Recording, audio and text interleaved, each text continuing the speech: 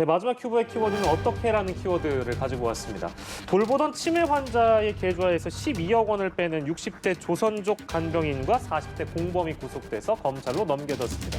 환자의 병세가 심해진 2014년부터 최근까지 본격적으로 돈을 빼내서 가로챘다고 하는데요. 어떻게 이 범행의 덜미가 잡히게 됐는지 알아보도록 하겠습니다. 구체적인 혐의는 또 어떤 혐의를 받고 있는 건가요, 변호사님? 예, 일단 지금 수원 남부지방경찰청에서 이제 밝힌 사실인데요. 네. 이 60대 간병인이었던 A 씨가 공범인 40대 B 씨와 함께 이 치매 환자분을 돌보면서 2007년부터 치매 환자분을 돌봤는데 그 즈음에 은행 업무를 이렇게 도와주다가 비밀번호를 알게 된 겁니다.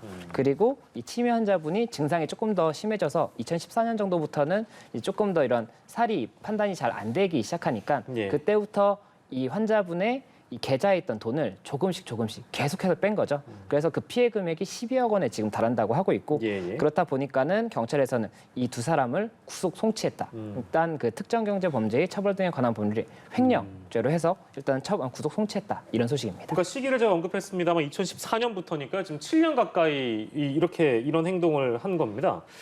근데 이제 그 7년 동안 왜 주변에 혹시 뭐 주변 사람들, 그러니까 치매 걸리신 분은 그렇다 치더라도 주변에 계신 주변의 가족들이나 혹은 주변 사람들은 왜 알아채지 못했을까 이런 생각도 좀 드는데요. 이 부분에서 아마 직계 가족이 제대로 돌볼 수 없는 상황이었을 거라고 추정을 할 수밖에 없고 예. 간병인은 사실은 직계 가족보다 훨씬 더 친해질 확률이 높습니다. 왜냐하면 매일매일 같이 생활을 하고 속 깊은 얘기를 나눌 수밖에 없고 네. 그 부분까지 사실은 간병인의 역할 중에 포함이 됩니다. 그러다 보니까 이 부분에 대해서 믿고 맡길 수 있는 사람이 간병인이 되다 보니까 흔히 말해서 은행 업무가 뭐 예를 들어서 뭐 송금을 해야 된다든지 아니면 자신에게 해당되는 세금을 보내야 된다든지 여러 가지 은행 업무를 결국 처리할 순간이 오는데 예. 이 부분에 있어서 그냥 같이 가거나 혹시나 어떻게 될지 모르니까 간병인이 같이 가거나 또는 같이 갔다 하더라도 대신 해달라고 부탁을 할 수가 있거든요. 왜냐하면 7년 동안 한 사람과 그 사람을 믿어버리면은 예. 그 정도로 하고 그리고 사실은 이 부분에 대해서 분명히 범죄고 잘못된 행동이기 때문에 내가 이렇게 믿는 사람이 그런 범죄를 할 거라고 생각을 못 하시는 경우도 있습니다.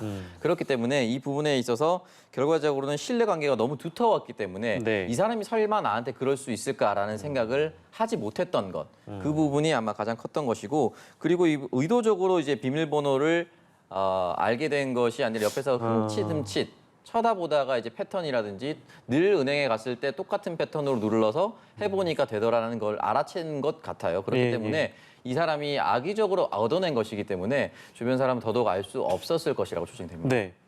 그리고 어떻게 잡혔을까요? 어떻게 덜미가 잡히게 됐다고 하나요, 변호사님? 지금 알려진 바에 따르면 이 환자분이 있잖아요. 이 환자분에게 12억이라고 하면 굉장히 큰 돈이지 않습니까? 네. 그런데 뭐 그런 부분 관련해서 이 환자분의 친척분이 의심을 하시게 된 거예요. 그래서 의심을 하고 이 간병인이 조금 수상하다고 생각을 해서 고발을 한 겁니다. 예. 그래서 그 고발을 한 걸 이제 경찰에서 받아보고 수사를 하는 과정에서 이런 부분들이 나와서 결국엔 적발이 됐다고 합니다. 그렇군요. 근데 12억 원이라는 돈이 적은 돈이 아니라서 되찾을 수 있지 않을까라는 생각도 드는데 그럴 수는 없다고 하나요? 어떻습니까? 사실 이게 이 부분이 만약에 송금을 해서 그 사람들이 다 써버렸다. 예.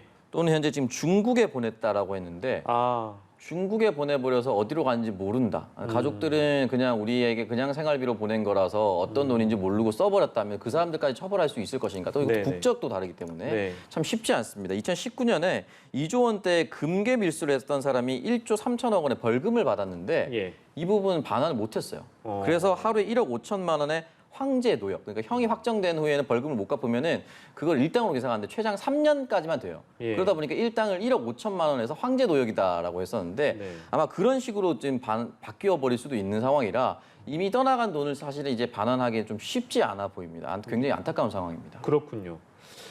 아, 이게 그 실제 다른 나라로 송금을 해버리면 이거를 이제 찾기가 쉽지 않다는 그런 상황이라는 말씀을 주신 것인데 아무튼 특정경제범죄가중처벌법상 횡령 혐의입니다. 법적으로 처벌 수위를 어떻게 좀 예상을 해볼 수 있을까요? 일단 검찰에 넘겨진 상황이니까요.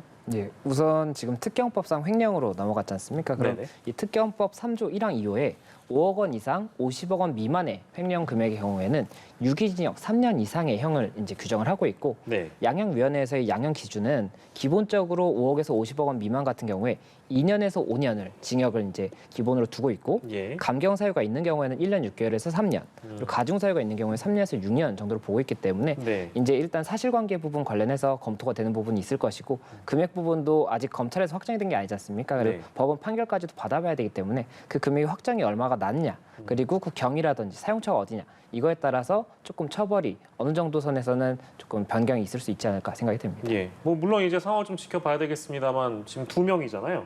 간병인이 있고 그리고 40대 그죠? 남성 공범이 있는 겁니다.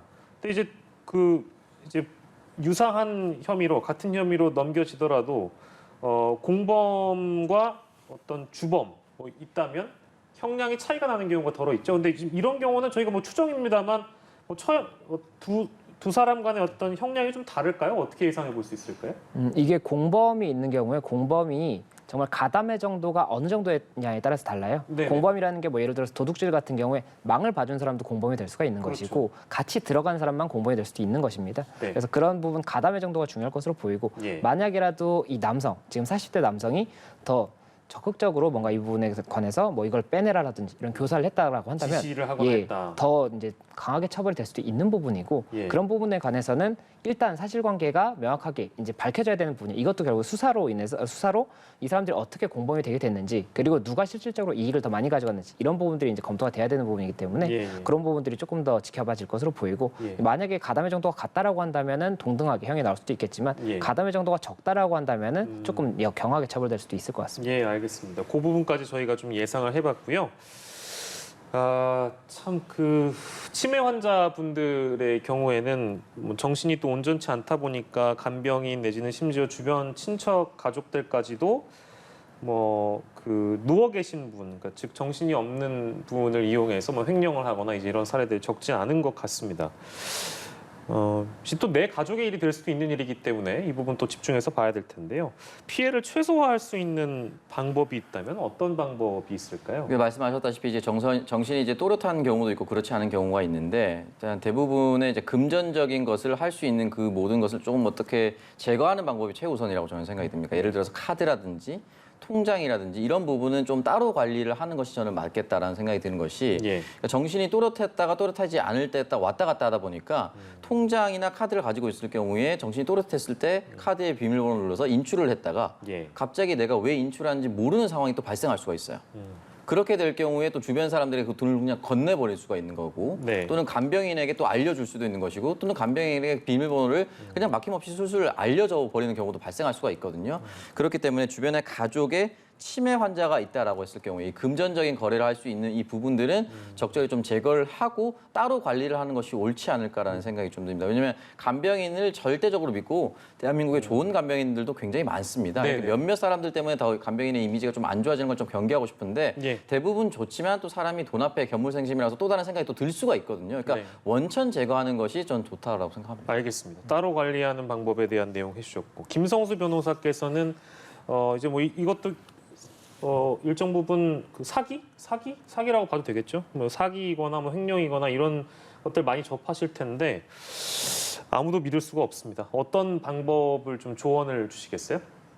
이게 결국에는 이 횡령 자체의 문제도 있겠지만 제가 봤을 땐 최근에도 제가 치매 환자 관련해서 조금 검토를 했던 게 있었거든요. 네네네. 치매 환자분들 자체에 대해서 굉장히 법적인 문제가 많습니다. 제일 많이 싸움이 이제 되는 게 유산 상속 문제에서 예. 유언장이 있을 때 이 유언장이 우리 뭐 부모님께서 치매가 있으실 때 작성한 것이어서 무효다. 이런 식으로 다툼도 굉장히 많거든요. 네네. 그러니까 치매 환자분들이 정신이 이제 온전하실 때가 있고 어려우실 때가 아닐 때도 있어요. 있고요. 예, 근데 네. 그 부분을 구분할 수가 없는 부분이 있기 때문에 예. 이런 부분들에 관해서 온전할 때만 처분 행위를 할 수 있도록 뭐 어떠한 조금 가이드라인이 나와야 되는 것이 아닌가 그런 생각이 듭니다. 이게 이분들도 처분을 해야 될 때가 있어요. 근데 이거를 완전히 막아버려서 가족들한테 뭐 처분권을 준다고 하면 이게 또 악용이 될 수가 있기 때문에 예. 이분들이 온전한 의사표시를 할 때의 그 판단 기준 같은 것들을 뭐 은행이라든지 지금 굉장히 뭐 치매 환자분들이라든지 이런 분들이 검토가 안 돼요. 그냥 비밀번호를 치면은 치매 환자인지 은행에서도 알 수가 없는 거지 않습니까? 그렇겠죠. 예, 그래서 그런 부분들에 대해서 조금 뭔가 안전장치가 있어야 되고 지금 이제 저희가 고령화 시대로 가면 갈수록 예. 치매 환자분들이 더 늘어날 거기 때문에 예. 그런 부분들에 대해서 국가에서 조금 더 세심하게 뭔가 검토를 해서 정책적으로 뭐 가이드라인을 만들고 그 부분을 배포를 좀 잘해주면 어떨까 생각이 듭니다. 가이드라인 자체가 아예 없습니까?